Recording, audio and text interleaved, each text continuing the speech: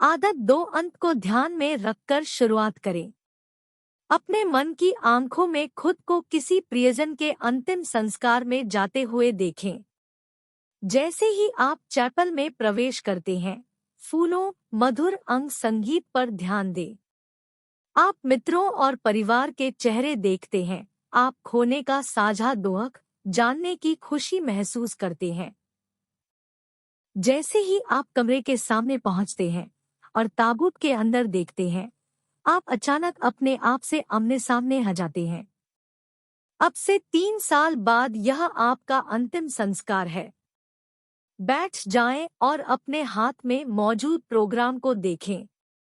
पहला वक्ता आपके विस्तृत परिवार से है, दूसरा घनिष्ठ मित्र है, तीसरा आपके व्यावसायिक जीवन का कोई परिचित है, चौथा आपके चर्च या किसी सामुदायिक सेवा संगठन से है जहां आपने काम किया है।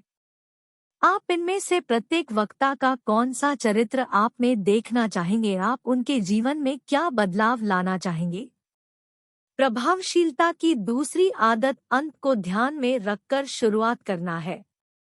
इसका मतलब यह जानना है कि आप कहाँ जा रहे हैं, ताकि यह समझ सके कि आप अभी कहाँ हैं और अपना अगला कदम सही दिशा में उठाए। जीवन की व्यस्तता में किसी गतिविधि के जाल में फंस जाना, सफलता की सीढ़ियां चढ़ने के लिए कड़ी मेहनत करना और फिर यह पता चलना बहुत आसान है कि वह गलत दीवार पर टिकी हुई है। हम उन्मादी और लापरवाही से काम करके बहुत कुशल हो सकते हैं, लेकिन हम तभी प्रभावी होंगे जब हम अंतिम परिणाम को ध्यान में रखकर शुरुआत करेंगे। शुरुआत करने का सबसे अच्छा तरीका एक व्यक्तिगत मिशन वक्तव्य विकसित करना है। यह बताता है कि हम क्या बनना, चरित्र और क्या करना चाहते हैं।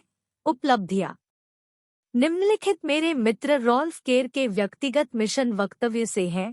पहले, घर पर सफल हो, दैवीय सहायता की तलाश करें और उसकी योग्यता प्राप्त करें।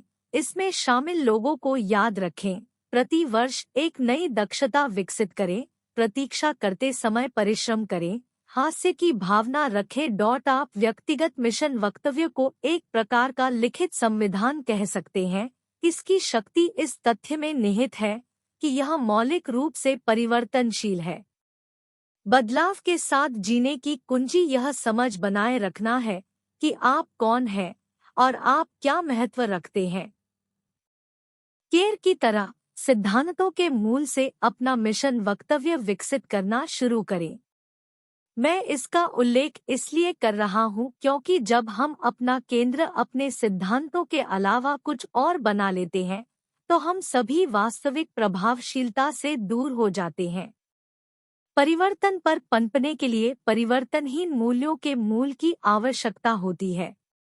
जीवन साथी केंद्रित होना स्वाभाविक और उचित लग सकता है, लेकिन अनुभव कुछ और ही कहानी कहता है।